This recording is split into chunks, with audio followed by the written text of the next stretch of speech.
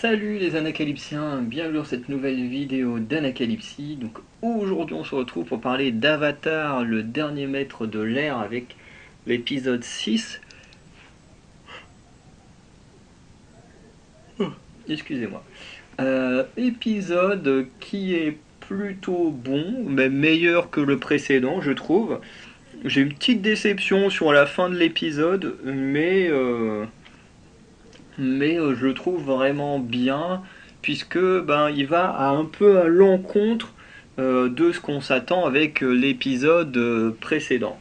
Euh, Puisque dès le début de l'épisode, l'avatar il arrive, alors là t'as une éclipse de malade, sans problème dans le territoire du feu, tu dis là, genre quand il est en dehors du territoire du feu il a des problèmes toutes les 5 minutes, là il va dans le territoire du feu, sûrement l'endroit où il devrait le moins pouvoir mettre les pieds, et vraiment il arrive, tac, d'un claquement de doigts, sans problème, tu dis ok c'est pas normal, hein, mais bon, Fallout a fait exactement la même chose à la fin de la série, hein, où t'as Lucy qui franchement toute la série a voyagé dans les terres inconnues à avoir que des problèmes, et puis d'un coup, au début des derniers épisodes, pouf, elle arrive à l'endroit où elle aurait dû aller de base, sans problème, sans chichi, tu dis ok, t'as des ellipses comme ça qui sont qui donne un aspect un peu bizarre quand l'univers est ultra dangereux et puis que d'un coup il faut une longue distance sans problème. J'ai toujours un peu de mal avec ces ellipses là, mais bon, c'est comme ça. Et du coup, là où on s'attend évidemment à ce que Aang soit possédé par l'avatar du feu qui vient voir et que du coup ce dernier règle le problème pour sauver ses amis, et en fait on ne part pas du tout là-dessus puisque bon, il va parler à l'avatar, ils vont communiquer sur eux-mêmes et tout ça. Et notamment, Aang va découvrir qu'on ne peut pas vaincre cette créature, mais que pour sauver ses amis, globalement, il faudrait qu'il lui redonne un objet, euh, qui est un objet qui, je crois, crée des identités, si j'ai bien compris, que cet ancien avatar avait réussi à voler. Euh, et du coup, quand Aang veut s'enfuir, la chasseuse de primes le chope. D'ailleurs, avec sa créature en moitié loup taupe qui apparemment a une langue qui permet de paralyser les gens. Ça, c'est plutôt bien pratique. Et du coup, voilà, du coup, l'avatar est aux prises de Zuko et son oncle. Et du coup, on se dit, bon, voilà, on part totalement sur une histoire différente que d'un sauvetage. En même temps, comme j'avais pas trop kiffé ce qui s'était passé dans le royaume des esprits, je me dis ça me dérange pas plus que ça. Et oui, puisque on découvre grâce à ce qui s'est passé dans l'épisode précédent, qui comme j'avais dit était des passages qui pouvaient être cutés, et au pire tu les mettais dans cet épisode-là, ça ne changeait absolument rien à l'histoire, et au contraire l'épisode précédent aurait été beaucoup plus fluide. Puisque du coup on apprend que Zhao est passé amiral, donc avec son titre il surpasse apparemment le fait que, que Zuko est le prince. Et du coup, lui décide de remettre l'avatar au maître du territoire du feu afin de continuer à monter en grade et vivre en paix. Et, voilà. Et du coup, Zuko, qui apprécie pas du tout la blague, il va lui-même libérer l'avatar en portant un masque. Et honnêtement, j'étais quasiment sûr que c'était lui hein, sous le masque. C'était évident de fou. Franchement, si quelqu'un a été surpris comme Hang, que c'était en s'imaginant. Parce que l'idée m'a effleuré l'esprit. Que ça puisse être un nouveau personnage, ça m'a effleuré l'esprit et je me suis dit, non, au vu des enjeux, c'est évident que c'est Zuko. Et effectivement, c'est bien Zuko qui s'est pris la flèche dans la tête. Et tu dis, effectivement, les archères là, elles ont l'air difficiles à combattre. Et d'ailleurs, le- l'évasion était plutôt cool, honnêtement. Hein. Les deux ont fait une très bonne équipe alors qu'ils sont adversaires. De toute façon, ça c'est un classique hein, des séries télé. Mais voilà, ensuite il s'évade et du coup l'avatar arrive à partir, et Zuko va dans son coin. Donc Zuko retrouve les siens, récupère sa place auprès de la 41e division, qui est celle dont il est à la tête, et l'Avatar, lui, réussit à sauver ses potes. Voilà. Et du coup, bah, l'épisode est vraiment bien. Déjà, de 1, parce qu'il y a beaucoup moins de personnages auxquels on s'intéresse. On s'intéresse principalement à Aang et Zuko, donc déjà, et même surtout Zuko. Mais au moins, déjà, c'est pas que c'est moins bordélique, mais bah, il y a moins de chances de développer des nouveaux personnages secondaires, encore une fois, à la place des héros, puisque bah là, on a très peu de persos dans l'épisode. Et ce qui est intéressant en même temps, c'est qu'on comprend de mieux en mieux qui est réellement Zuko et tout ça, donc ça c'est plutôt cool. Euh, du coup, pour Aang, bah, j'avoue que, encore une fois, c'est pas le personnage qui m'intéresse le plus dans l'épisode, hein. Honnêtement, Aang, j'en ai un peu rien à faire. Voilà, le gars il se fait choper. Il... En fait, ce que j'aime pas, c'est qu'il évolue pas. C'est que, ok, c'est un gamin, mais c'est un gamin avec des grands pouvoirs, des grandes responsabilités. Et au bout d'un moment, bah, ce serait bien qu'il montre qu'il apprend des expériences qu'il traverse. Et le problème, bah, c'est qu'à aucun moment il nous montre qu'il apprend des expériences. Je trouve ça un peu dommage. Donc, il est sauvé et tout, c'est très bien. Ensuite, il arrive à s'en sortir. On sent que, effectivement, lui et Zuko, à une autre période, ils auraient pu être de très bons amis. Mais voilà, ça va pas plus loin.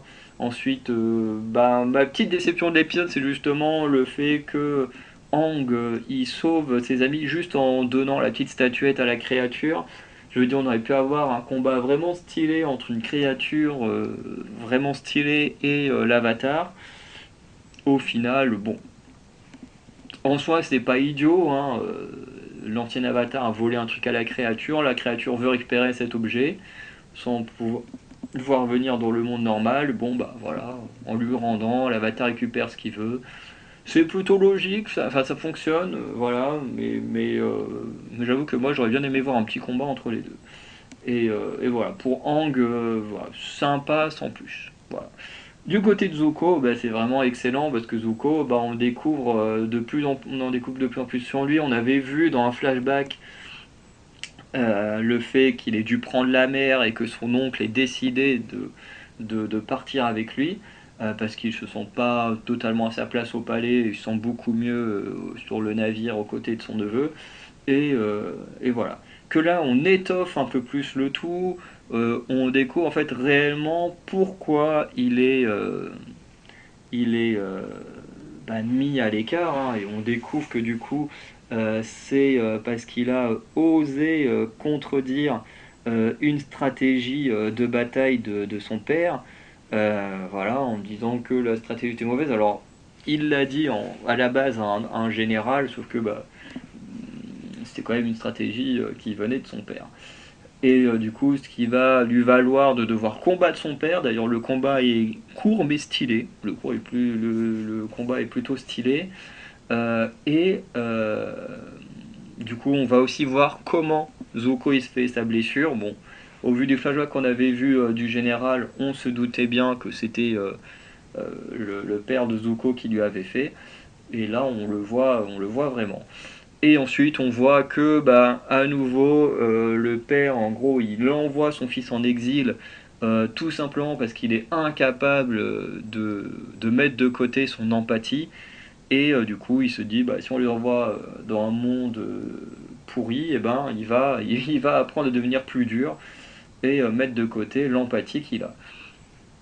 Et c'était plutôt sympa. Toute l'histoire avec sa 41e division est plutôt bien ficelée, puisqu'au début de l'épisode, eh ben, sa division, entre guillemets, le trahit en obéissant aux ordres de Zhao, puisqu'il est devenu amiral.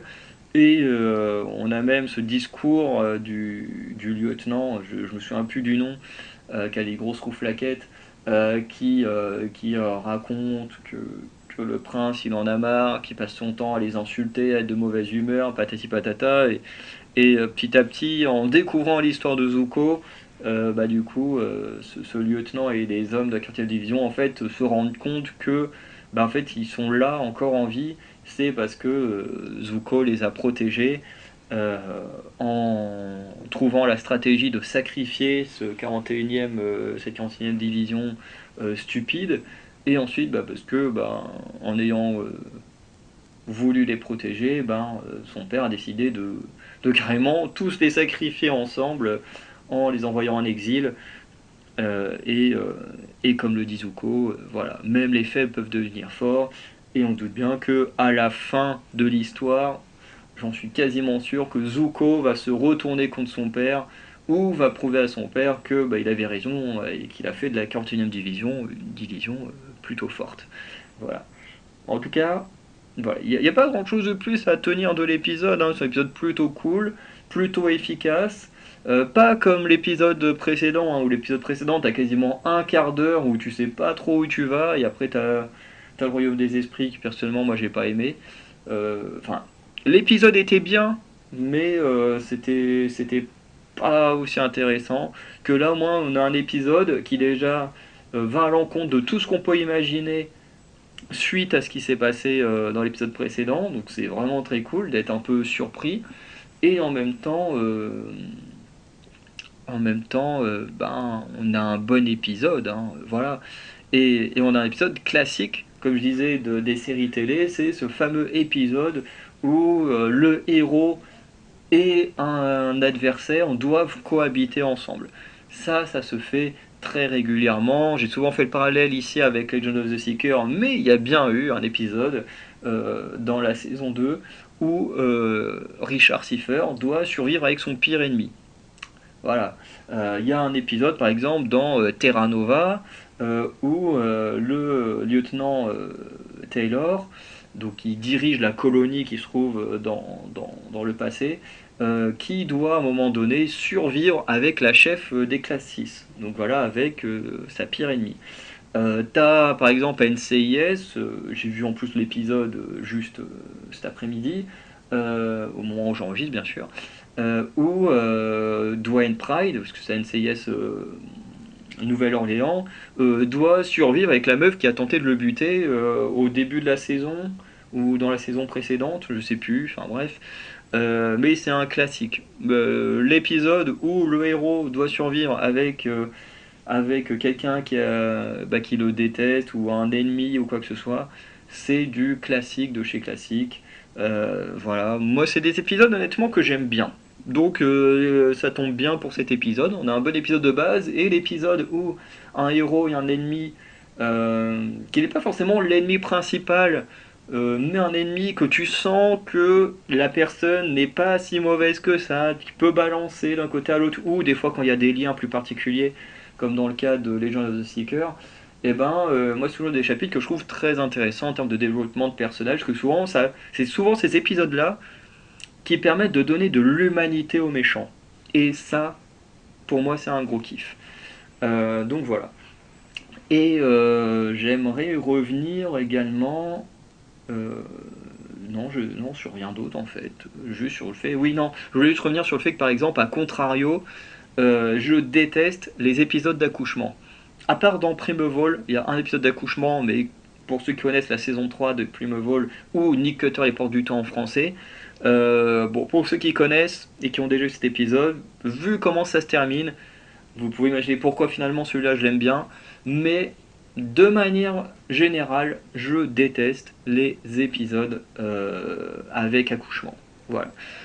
Par contre, ceux comme on a eu aujourd'hui, ça, je kiffe. Voilà. Et en plus, ce que je dis, c'est que ça fonctionne même dans cet épisode, hein. Un méchant qui n'est pas réellement le boss final, mais qui est quand même un némésis du héros, et qui on va l'humaniser, c'est exactement ce qui se passe ici avec Zuko, et pour moi c'est un gros kiff. Voilà. Surtout que pour le spectateur comme moi, lambda, qui connaît pas forcément le dessin animé, ça nous donne des réflexions. Est-ce qu'il va trahir son père? Est-ce qu'il va vraiment jusqu'au bout, juste rester fidèle et juste se dire, voilà, le titre, je sais plus comment ils appellent ça, je sais pas vraiment, j'ai le mot empereur en tête, mais je sais pas vraiment si c'est ça, mais est-ce que pour lui c'est si important que ça de devenir le maître de la Nation du Feu, voilà, est-ce il fera ce qui est juste plutôt que juste faire ce qu'on attend de lui. Bref. Du coup, c'est plutôt cool, comme un épisode qui est vraiment très cool pour mettre de la lumière sur Zuko, donc franchement pas mal. Euh, Après, je crois que j'ai pas grand chose de plus à dire. Ensuite, le message de fin de l'épisode est plutôt sympa. Bon, honnêtement, je vois pas l'importance de mettre ça dans une série, mais c'est vrai que voilà, le message sur l'amitié, tout ça, c'est plutôt pas mal. Le fait d'être abandonné, machin. Enfin, le message est vraiment intéressant. Le fait de se cacher derrière un masque et tout. Bon, le truc est hyper intéressant. Techniquement, ça colle bien à ce qui se passe. Mais bon, est-ce que c'est si bien que ça comme message? J'en suis pas sûr. Voilà.